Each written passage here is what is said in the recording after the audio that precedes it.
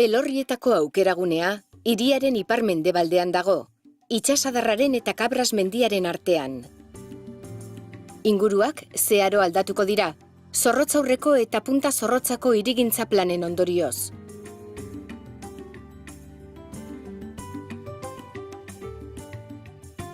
Gaur egun, pabilioi industrialak daude bertan, udal zerbitzuak eta egoitza eraikin batzuk.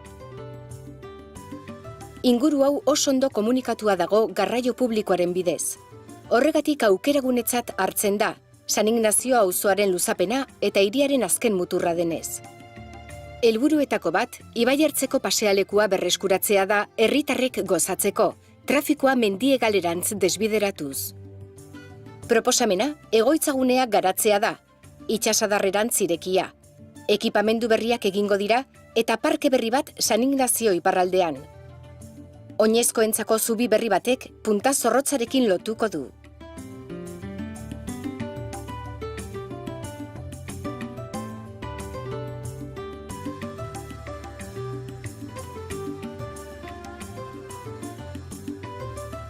Itsasadar ertzeko pasealekua, naturan oinarritutako elementu vegetalekin diseinatuko da, eta jarraipena izango du kanalaren ertzeko jolas azpiegitura berrian, hiri hondartza eta igeritokiekin.